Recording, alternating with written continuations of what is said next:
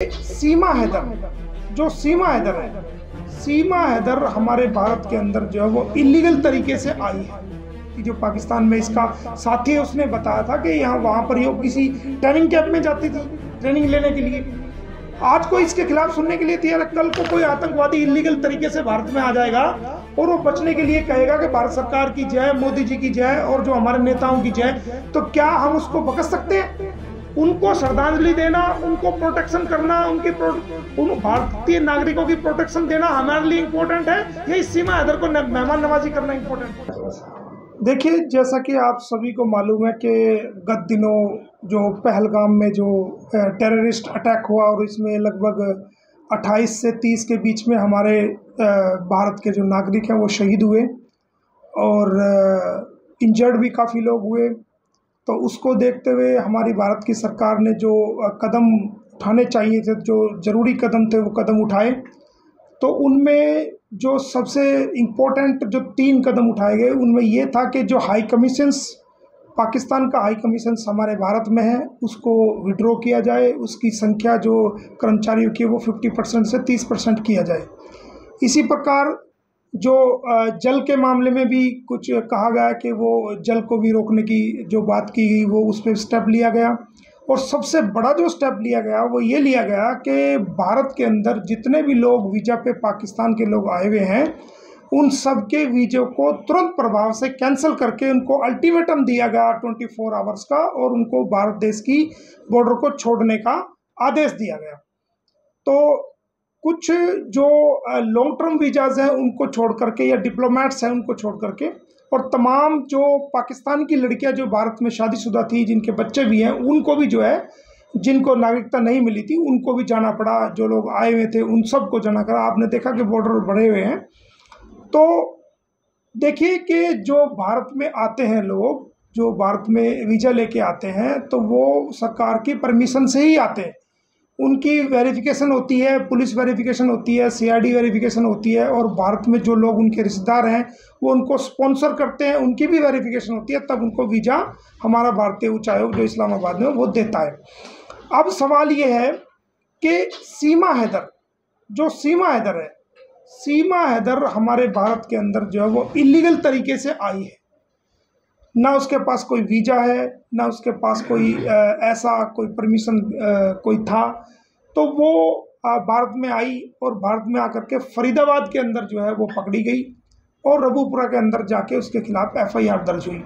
अब सवाल ये है, पूरा देश, क्या पूरी दुनिया इस बात को सुनना चाहती है और देखना चाहती है कि जब जो वैलिड वीज़ा पे भारत में आए हैं, जब उनको हमने मान करके कि भाई पाकिस्तान के लोग हैं यहाँ से भारत को छोड़ें और भारत को छोड़ करके यहाँ से चले जाएं, तो सीमा हैदर पे ये फैसला लागू क्यों नहीं होता? सवाल है अब ये, उसको भी यहाँ से भेजना चाहिए। रहा सवाल लीगल भाई लीगल किसी बात का लगता है कि लीगल कोई अड़चन है तो उसमें जो उसके खिलाफ एफआईआर है वो एफआईआर को सरकार चाहे तो कैंसलेशन रिपोर्ट कोर्ट में दे सकती है कि हम इस एफआईआर को कैंसिल कर रहे हैं और भारत सरकार ने ये फैसला किया है कि इसको हम डिपोर्ट करेंगे। उसको कैंसिल करके उसको डिपोर्ट किया जा सकता है, कोई भी अड़चन नहीं है। इसको यहाँ रखने का फ़ायदा क्या है? और मैं शुरू से ही कहता आ रहा हूँ, मैंने बार बार मुख्य सचिव को भी, भारत सरकार के सचिव को भी मैंने इस संबंध में गृह मंत्रालय को भी लेटर लिखे हैं और कहा है कि ये भारत की आंतरिक सुरक्षा के लिए बहुत बड़ा खतरा है। 9/7/2024 को भी मैंने लिखा है। इसकी एक वीडियो भी वायरल हुई थी जिसमें ये पता चला था, जो मेरी बातचीत हुई थी, जो पाकिस्तान में इसका साथी है उसने बताया था कि यहाँ वहाँ पर ये किसी ट्रेनिंग कैंप में जाती थी ट्रेनिंग लेने के लिए।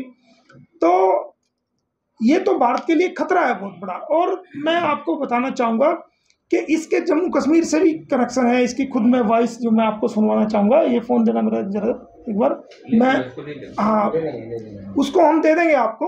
तो कैरी ऑन। वो कहती है कि जम्मू कश्मीर से मुझे फल और फ्रूट और ड्राई सब्जियाँ और फ्रूट ये सब आती है।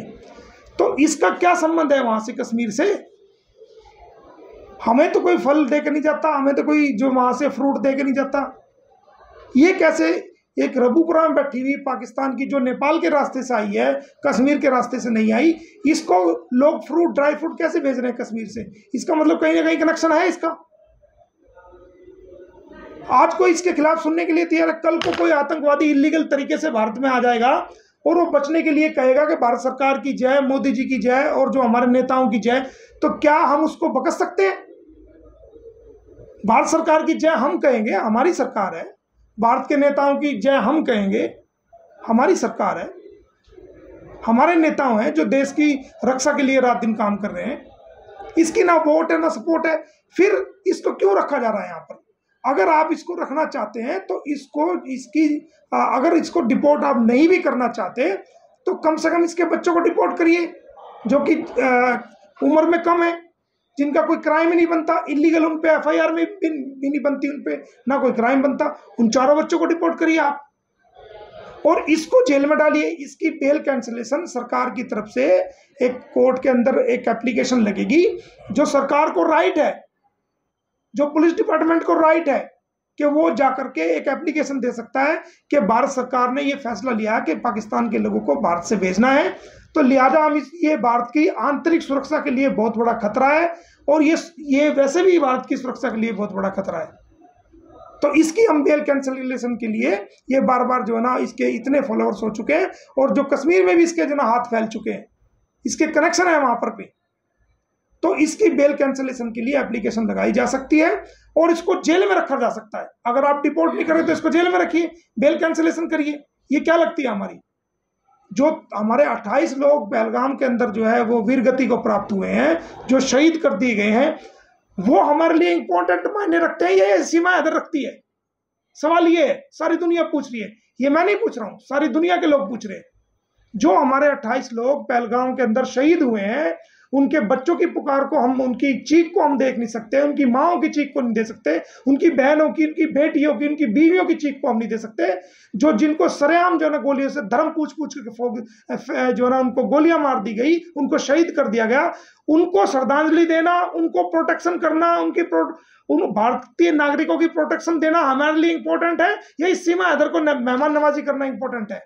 क्यों रखा हुआ है हमने इसको बाहर? सरेआम वो जो है ना वो सिम कार्ड यूज कर रही है, जो लोग उसको मदद कर रहे हैं उन लोगों पे भी कार्रवाई होनी चाहिए। वो सिम यूज कर रही है, कहां कहां वो फोन करती है, व्हाट्सएप पे किसे किसे कॉल करती है, कौन कौन सी इंफॉर्मेशन भारत के खिलाफ वो देती है, कौन जिम्मेदार है इस बात का? पहले हमारे भारतीयों की नागरिक सुरक्षा है, पहला हमारा देश सर्वोपरि है, इसकी सुरक्षा सर्वोपरि है।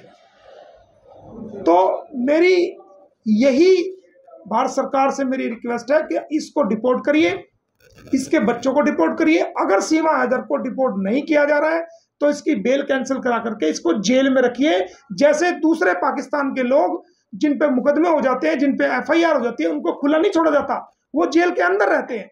बेल हो जाने के बाद भी वो शेल्टर होम में रहते हैं, वो अंदर अंदर फ्री घूम सकते हैं, लेकिन वो बाहर नहीं घूम सकते। इसको बाहर खुला छोड़ना बहुत बड़ी आफत है, भारतीय इंटरनल सिक्योरिटी के लिए बहुत बड़ा खतरा है, क्योंकि ये फोन भी यूज करती है, कई एप्स यूज करती है, व्हाट्सएप यूज करती है, कहाँ क्या इंफॉर्मेशन ये भारत के खिलाफ दे रही है, दे सकती है, इस बात का किसी को आइडिया नहीं है। हम सब सोच रहे हैं। और जम्मू कश्मीर में इसके रिलेशन है, खुद इसका वीडियो में इसकी बात है। तो इसके बच्चों को डिपोर्ट करे, अगर इसको भी डिपोर्ट करे, इसको नहीं डिपोर्ट करना तो इसको जेल में डाले।